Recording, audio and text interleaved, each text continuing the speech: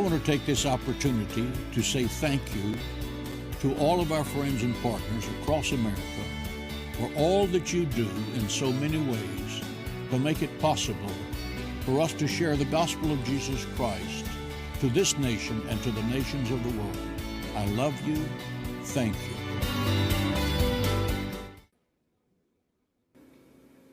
Hello and welcome to our Tuesday conversation. Kendal and I are so excited to bring you another guest who is going to be joining Kendal and Miss Diana at the soon coming Embrace Women's Conference. Kendal, tell us about it. Yes, it's coming up, ladies. You can still get your tickets.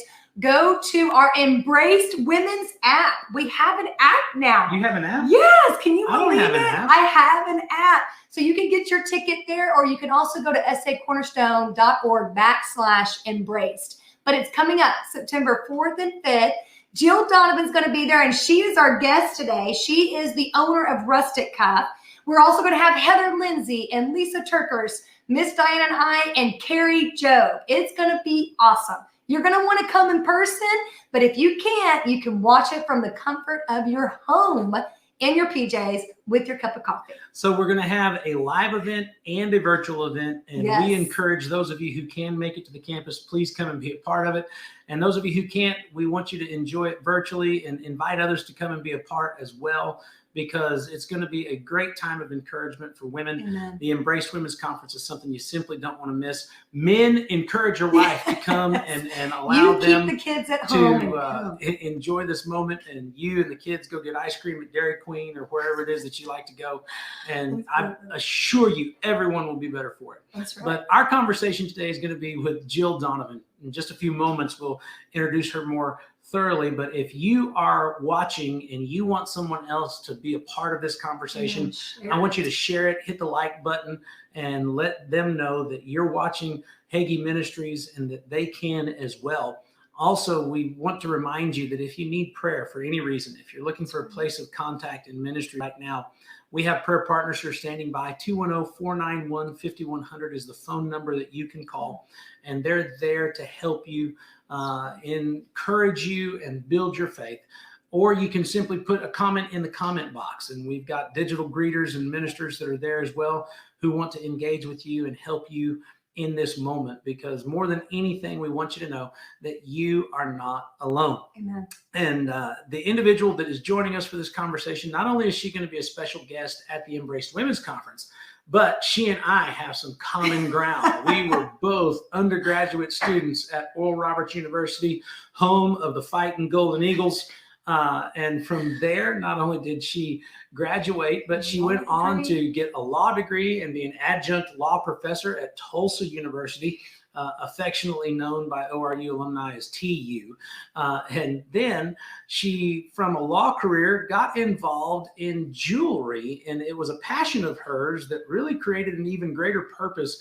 It's an organization called Rustic Cuff. Rustic Cuff. And you get a man to talk about jewelry and he messes it up. But women do not It's something to do with bracelets, but Rustic Cuff. And not only has it hit mainstream with a number of leading individuals in the entertainment industry and live music, but it's also an organization that gives and gives out of a sense of joy to be able to see the lives of others changed. And I believe that you're going to receive a gift from our guest today, Jill Donovan. Jill, how are you? Hi, guys. Thank you. I'm doing well. Good to see you. So much fun to be here. So, from ORU to TU to Rustic Cuff. I heard you say rusty. Rusted. Yes. Rusted, That's when you first said You rusty. Rusted. Rusty. Rusted nails, I get it. Pants, all that stuff. But it's okay. How did this journey come to be, considering that, when you were an undergraduate student, you probably didn't think this is where you'd be working in this moment of your life? No. I can't tell that story without going way back to why I even get to do this. I grew up in a Jewish home. Both my mom and dad were Jewish. So the fact that I even wound up at ORU was a miracle. But my mom and that's a long story. Another good impression. That's good. So my mom's favorite scripture is nothing can stay the hand of God. And so everything that happened, even going into Rustic Cuff, it did, as long as my heart was lined up in obedience, nothing could stay God's hand. So I look all the way back when I was young, and we were going to synagogue, and everybody around us was Jewish. And then my mom watched Pat Boone on TV, and he was talking about the Lord, and she said, I'm missing something. There's something I'm missing, and prayed for the first time. And as God would have it, my parents landed in Las Vegas for vacation, and my mom that's where you go when you're seeking the Lord. You go to the Strip, and at the hotel they were staying at, there are lots of bright lights there. It's the Lord is right there. And she looked up on the marquee, and it said Pat Boone in concert. And my dad said, Judy, you're gonna he said, you're gonna call Pat, and you're gonna tell him that you just read his book, and you're gonna call the hotel. And she said, he's a celebrity. I'm not calling Pat Boone. He said, I'm not leaving here until you call Pat Boone. And so she calls the hotel and leaves a message, and Pat said he came back to his room, and there was a whole list of people, and the Lord pointed out my mom's name and said, call her. He calls my mom and said, the Lord directed me to call you. Would you come backstage after my concert tonight? And so after the concert, they went backstage, and Pat, until 3:00 in the morning, this wonderful man led my mom through the scriptures, and she got saved at 3:00 in the morning in backstage at Caesar's Palace, and then baptized her in the swimming pool the next day. And from that moment on, the trajectory of our lives were changed, which is why I get to tell the story of Rustic Cuff, because this one man knew his Bible well enough to be able to talk my mom through it, and it changed our lives. And so as a result of that, I wound up at ORU, much to the dismay of all of my grandparents. No, you were supposed to go to Harvard. So, I mean, have you ever met Pat? So I did meet Pat. He was one of my very first concerts. I met him, but then I went to Russia. I studied Russian at school, and I went to Russia, and I needed like a lot of money to go for missions. And I wrote him and said, because of you, I get to go to Russia. And he sponsored my trip to go to Russia. And so I got to meet him in person and thank him for that. And my mom's 80th birthday was this weekend, and he called our family and sang happy birthday, which was so amazing. I think he's like 80 something. And I think you guys are friends. Yes. We have had the opportunity to meet. And one of the things that, you mentioned that this individual, Pat Boone, knew the scriptures well enough. It's not just the knowledge of the text. It's the love that's in your heart, because if you've ever met Pat Boone, he's one of the most loving people that you'd ever have the opportunity to engage with. And so, when you're telling that story, it's personal to me, not because I experienced it, but because I'm familiar with the individual that you're describing. And I know the heart that he spoke to your mom with. I know the amount of sincerity that he expressed, and how that was able to break down walls that many people want to claim are impossible, which proves that love conquers all. That's right. And I think that's a big part of your story, is that love conquers all, not just in the formation of your faith, but in the formation of what you're doing now. And how it was something that was birthed, and it is expressing love to so many others. So you get from Caesar's Palace in the pool, white sports, pink carnation, shameless plug for a hit song, all the way to the praying hands in the prayer tower. How was that? So I didn't celebrate my first Christmas till I was almost 10 years old. And then the whole world opened up. But I knew from a young age that there was one thing I wanted to do, and only one thing, and that was to be a gymnast. So I didn't care about going to college because I wanted to go to the Olympics. I wanted to stand up with my arms like this on the podium, and so everything I did was towards that goal. And one day, my gymnastic coach pulled me aside. I would go 4 to 5 days a week for practice, and he said, "Jill, I need to level with you. You're not going to make it. You're just. I'm going to tell you now at 9 years old, so you could focus on something else." Well, at 9 years old, I was devastated. I didn't have a plan B because my life was, I was going to the Olympics. And so I went home that day, and somewhere deep in my heart, I knew he was right, that I just wasn't going to ever really make it. I just wasn't flexible. And I think you need a little bit of that for gymnastics. And I said that day, I went home, I'll never forget. And I said, if I can't be an Olympic gymnast, then from this point on, every year, starting at the beginning of every year, I'm going to start a new hobby for every year until I die. And then somewhere along that journey, God will show me that one thing that I'm supposed to stop on. And I mean, I know that sounds crazy, but I was almost 10. And so I started, and I did everything under the sun until I fell in love with something. And it didn't happen. I did ice skating. I did all kinds of instruments, you name it. And I focused for 365 days. Wow, I was obsessed with that thing. Harmonica, I could have been in a band. 365 days, I focused on it. Then I went to ORU. I bet that year you did harmonica was just a great year for your parents. They probably were thrilled.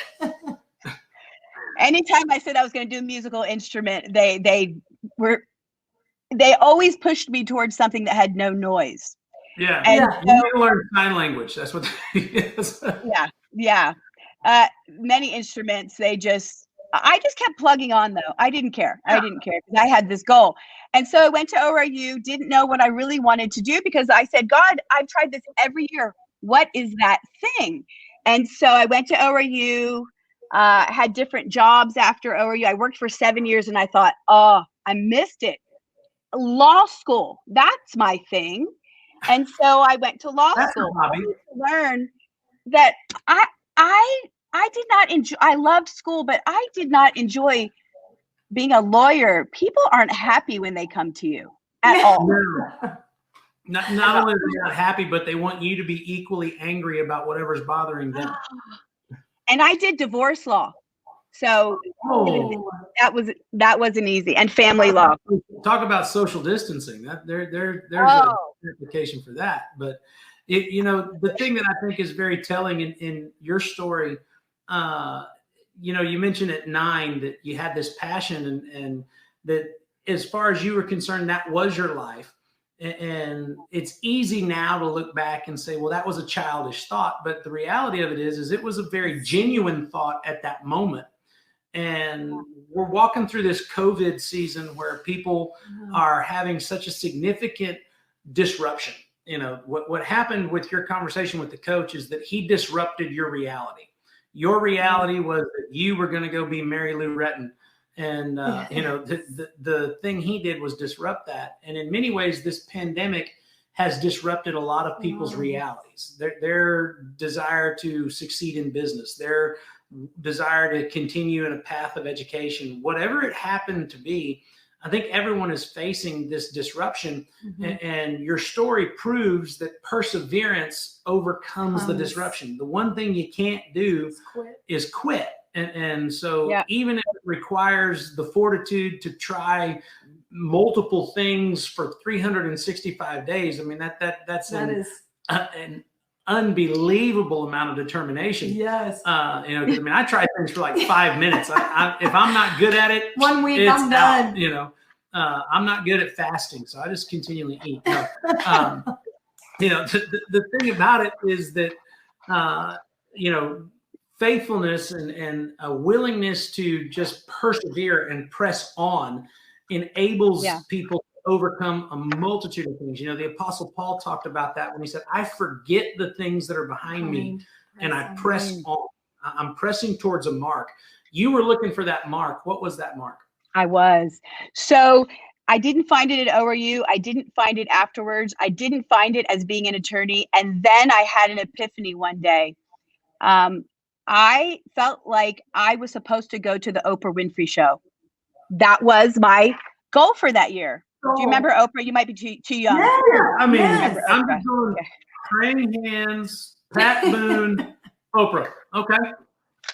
So here we are. So I said for 1 year, I'm going to try to just get tickets to go to her show. It's not really a hobby, but for whatever reason, I thought I have this feeling that if I just get tickets to sit in the show, I will know what it is I'm supposed to do. Now, I loved life, and so it wasn't like I didn't enjoy everything I did, but I wanted that thing that I got to wake up to say, I get to do this instead of I have to do this. Law was I have to. I wanted to get to, and I thought, Oprah, just by sitting in the audience, she'll be able to tell me. So how hard can that be? Pick up the phone.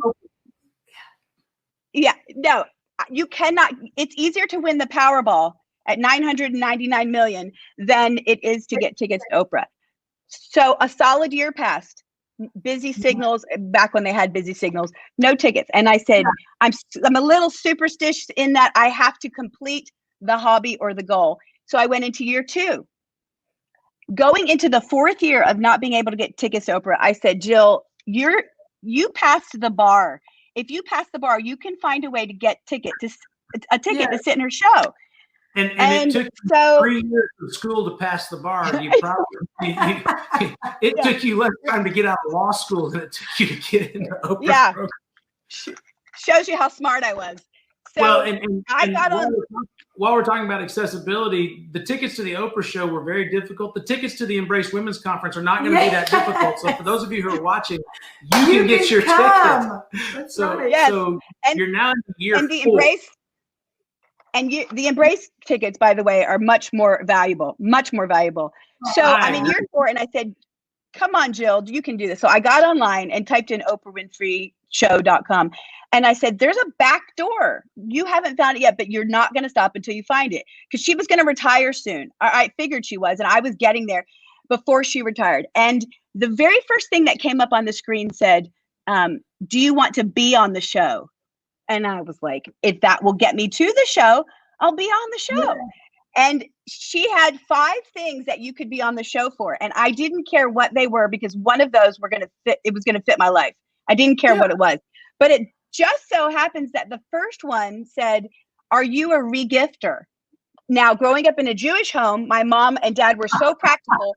We never got to go to the store to buy gifts for our friends. No. Yeah, you get it. There was a closet in your house with stuff that was getting rewrapped, whether they wanted it or not.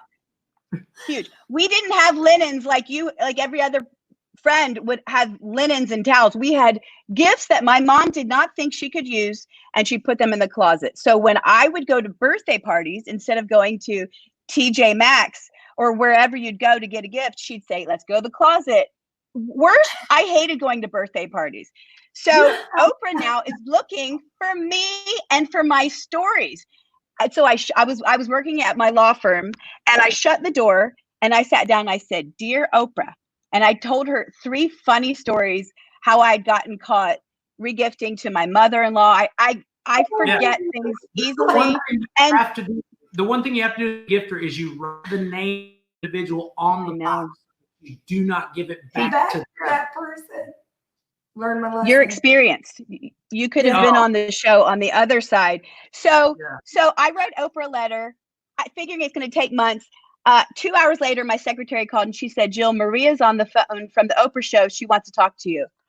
It was like the heavens opened up, and my life now, after 30 years of doing different hobbies, I'm getting ready to find out what my get to is. And Maria, I acted very cool though. Hey, Maria, what's happening? She said, we got your letter. You're all real chill. Yeah. I was so chill because I didn't want her to think I was overexcited. And she said, we got your letter. We love it. We want to fly a producer out to Tulsa tomorrow to film your gift closet. And when you know that something good is going to happen, you sense it inside. That's how this was. I sensed that something big was going to happen. And so I ran across the street to our shopping center and I bought, because the closet was looking a little sad. Yeah.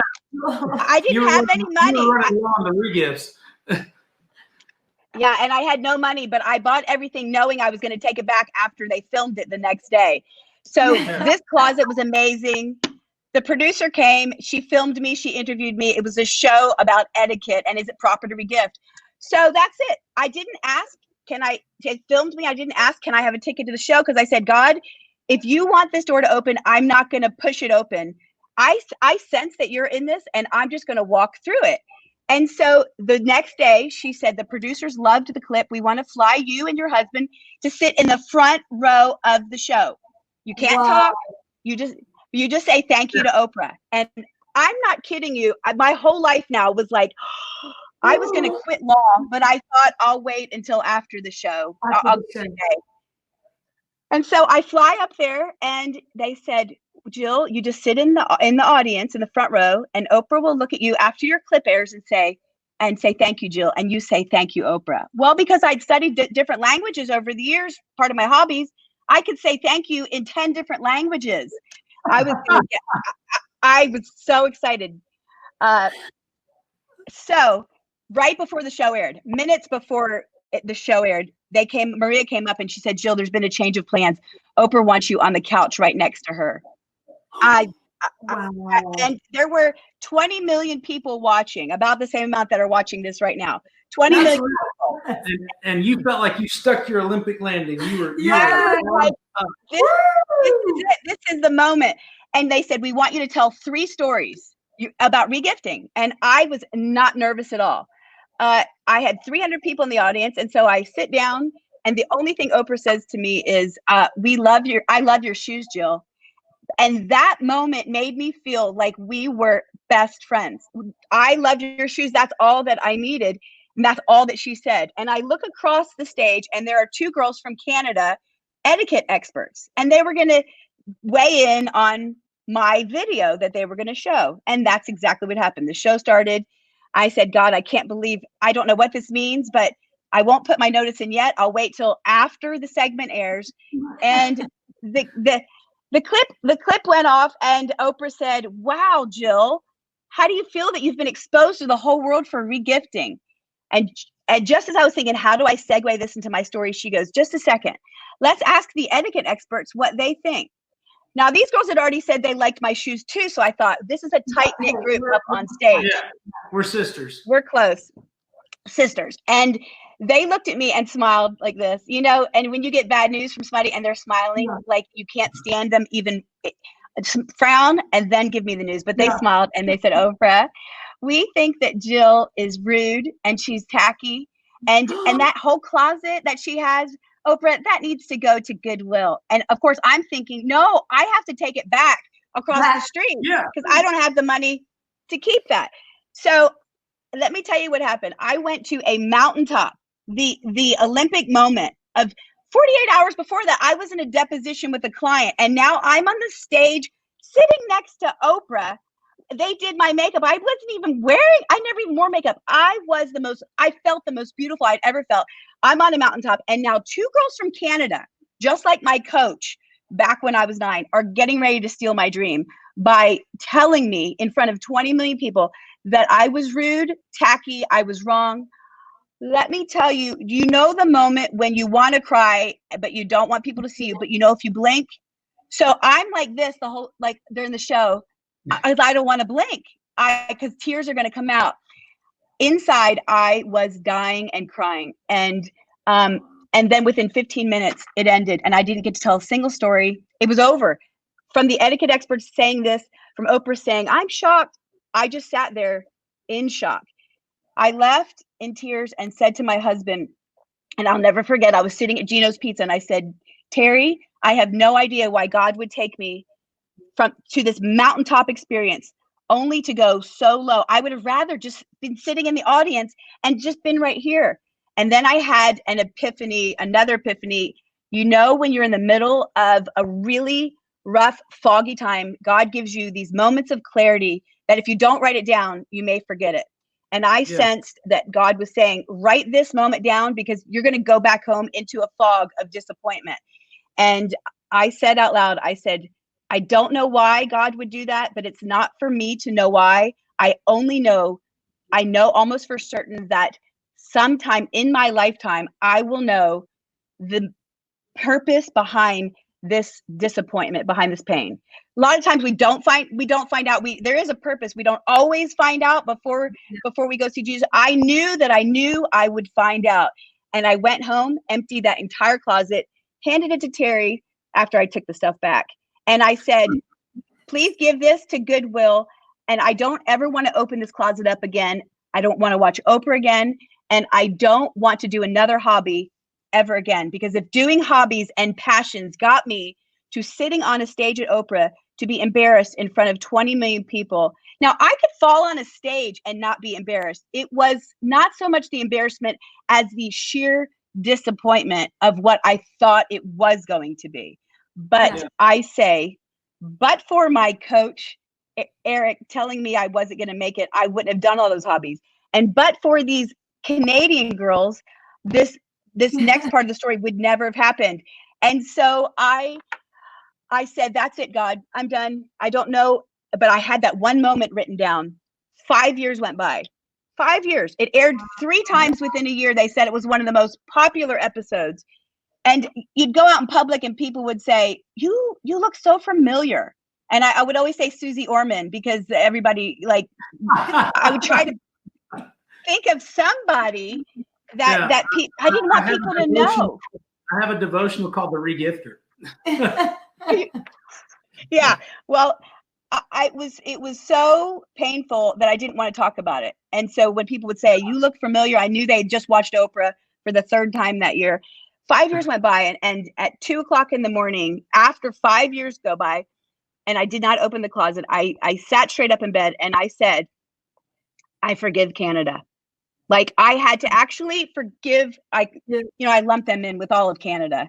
But I love your Canadian listeners. I know they're all great. I've forgiven them. But I said, I forgive Canada. And when I said, I forgive the person that I thought stole my dream, it was as if it had lifted from me. And I said, God, would you give me an idea that I could go into this closet, open it up, and fill that up with my own gifts? And that night, when I said, I forgive the person who stole my dream, I opened up my drawer, and I had worked for American Airlines, working my way through law school, and collected cuffs. And that was it. The God dropped the idea on me and said, go teach yourself how to make cuffs of all kind and put words on there that you would have wanted over the last 5 years. And I said, I don't want a business. I'm not an entrepreneur. I just want to stay at home with my babies. That's all I want to do. And he said, just teach yourself. And every night I sat at the computer. How do you make leather cuffs? And I became so obsessed. And after many months, I filled this closet up with cuffs. And God said, open that door, put them on your wrist, and start going around the city and giving them away to people. And I said, no, I spent a lot of time on those cuffs. And that's not comfortable. I don't want to just walk up to people and give them away. And God said, you go in that, you go wherever I tell you, and you give them away. So I put 3 of them on at a time, and I'll never forget. And this is coming to the close of how Rustic Cuff started. But I walked in the grocery store and I said, okay, God, I'm yours. I'll do whatever. I've been through embarrassment. I've been through 20 million people watching this. And now I'm ready to be free and be free of any resentment. And I'll do whatever you say. And he said, there she is. And it was a girl that was checking people out at the clerk. And I got in her line, and I pretended I got some groceries and got in her line.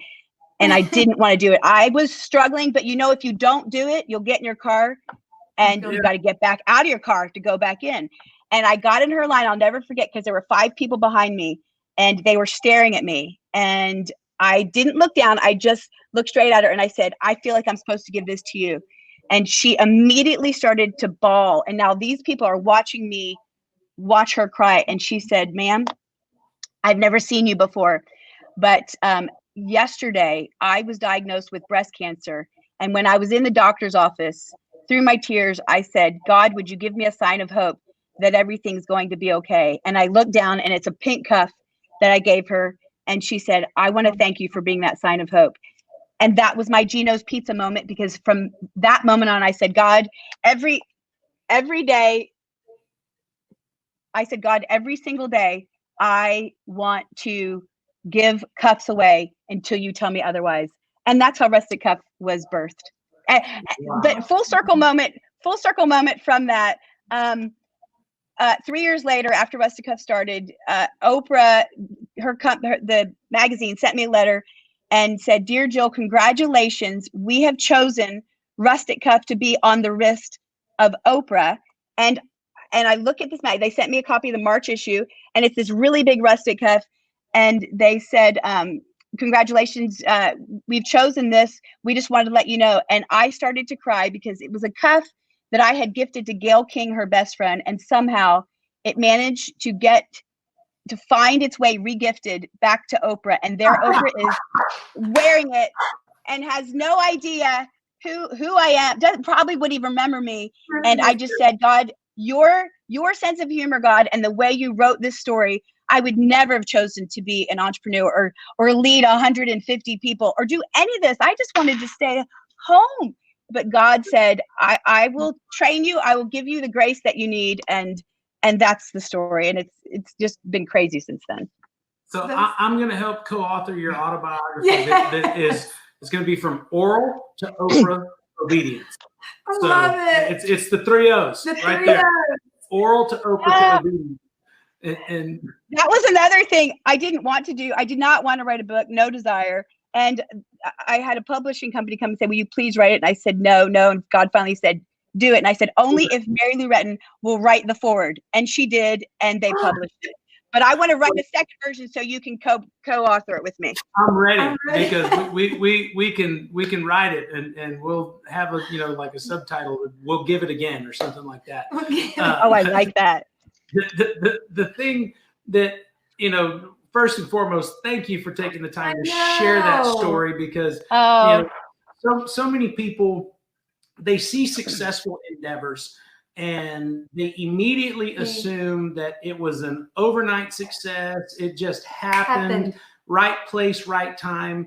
And so often people are not willing to be transparent with the amount of struggle that it took to occur. In your communication of how you got to this moment, the thing that I constantly heard throughout was patience and perseverance, because there's a lot of people who are waiting without persevering. And the thing about patience is it's the distance of time, but perseverance is what you do in that time. And you have a responsibility to keep working. You have a responsibility to keep developing. As you're talking about your Gino's Pizza moment, you recognize that at some point you would realize why God did this. And one of the passages that I turn to often in the Bible is, it was good that I was afflicted. And that's something in our modern faith we don't like to admit. We don't want. It's one of those flyover verses. It's like, okay, I dig the house and build thing, and I'm all about the first and the last thing, but don't tell me about that affliction part. And what you learned in persevering and being patient is that you grew stronger. You knew you could endure. I think a lot of people get to a point and they say, this is the end. This is my breaking point. This is when it's over. You'll just persevere a little longer. You recognize that's not the end. I can do more, and I can take it, and I'm stronger, and I'm smarter, and I'm wiser, and I'm willing to try again. And some of the most successful stories that are told in Scripture and in life are from individuals who simply refused to quit. So, with Rustic Cuff being your why, and Rustic Cuff being the passion behind your purpose, with all the purposes that you learned in your hobbies, you were looking for that one thing that you were passionate about. I think it's very fitting that Rustic gets to be a part of it, because there's nothing soft or sensitive or gentle about having to endure that long to find the why. And it's a very inspiring. So thank you for inspiring our audience. What is it that Rustic Cuff does now? So Rustic Cuff, obviously we sell bracelets and we are in a bunch of different locations. We are, my main, it could have been rubber bands, it could have been paper clips. God just so happened to use that particular thing. I mean, I love bracelets, I absolutely do, but it's so not about the bracelet at all. It is really about awakening people. I think God, he puts people in positions, not so much for their skills, but for what they have been through. So in this case, my mission and our mission at Rustic Cuff, I want to awaken those things in people who've been sleeping, really just feeling, especially women, which is why I'm so excited about this conference, because women, especially moms, they may have been alive at some point, but then they go into this just taking care of other people, and they lose their sense of who am I and who am I in Christ, and I am my own person besides just being a mom, which is a wonderful thing. And what I love to do is awaken that excitement and joy and passion for life and giving to others. So bracelets, I mean, it's not about bracelets. That's just what is on the website. So I think the most exciting thing is the giving, that we, there's no limit to, the more we give, the more I see people just lined up coming to buy cuffs, and without even trying. It's like God just says, you do this, I'll take care of this. So it has not been without a massive struggle to get here. And I don't want to sit and listen to somebody and their story without hearing the struggle, because that's the part that we all identify with. Well, and it's the part that you learn from. The success will spoil you, adversity will train you. And one of the things that you're talking about, bracelets is just being a vehicle. First and foremost, bracelets are much more appropriate than a harmonica for a vehicle. So, I wish I had mine here right now. I think God was being, gracious to us all in that regard. But everything that God controls gives. If He controls the sun, the moon, the earth, and the stars, the sun gives light, the earth gives life. Yeah. Everything that God controls gives. He was in total control of the person of Jesus Christ while He was here on the earth. Jesus said, I don't say anything unless the Father lets me say it. I don't go anywhere unless the Father says me to go. And what Jesus Christ came to do was give. He gave His life. The disciples, they gave their lives.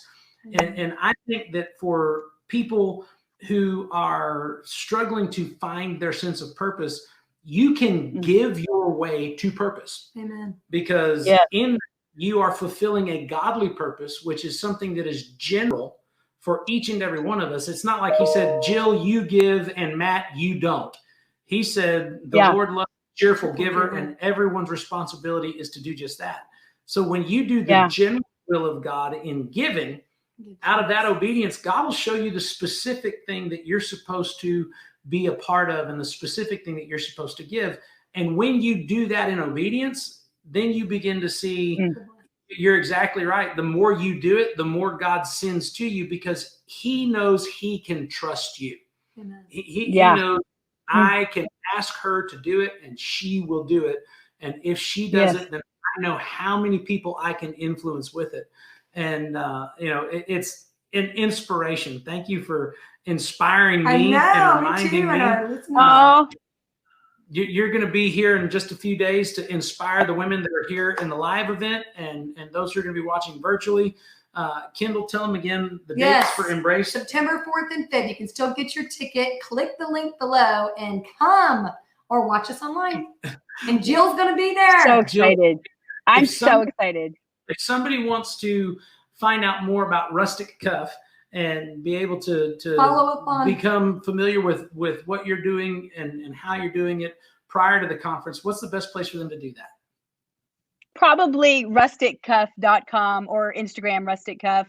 There's a podcast called Finding Your Get To that we do as well. And Matt, our very first men's bracelet that we had was named Matt. I just wanted you to know that. Yes. Yeah. From oral It didn't sell very well at all. to Matt. Well, it's because you had the wrong model.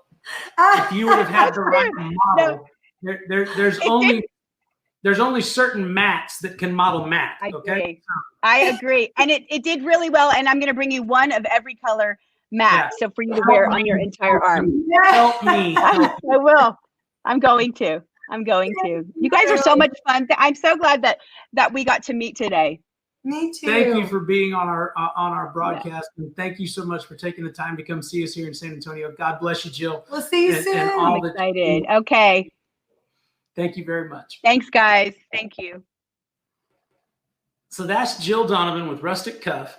And, one of the things that Kendal and I often encourage people to do is to make a difference. And what you got to hear is the testimony of a difference maker.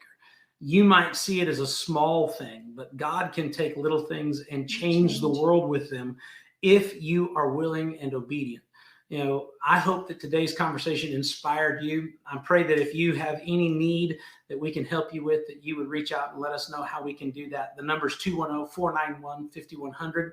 I hope that you will be a part of the Embraced Women's Conference. Yes. It's going to be coming up in just a few days. Jill Donovan, Heather Lindsay, Lisa Turkers, Carrie Job, Kendal, Hagee, Diana Hagee. It's going to be a great opportunity for this type of encouragement to be invested in your life. And that's really what we see it as. It is an investment of encouragement. Right. And the thing that you want out of every investment is you want a return on investment. You want that to be multiplied. You want it to grow.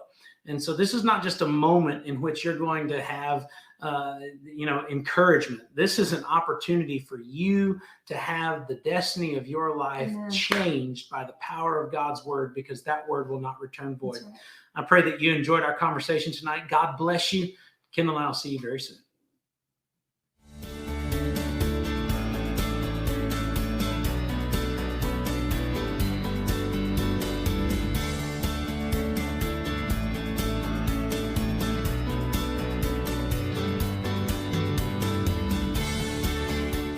I want to take this opportunity to say thank you to all of our friends and partners across America for all that you do in so many ways to make it possible for us to share the gospel of Jesus Christ to this nation and to the nations of the world. I love you. Thank you.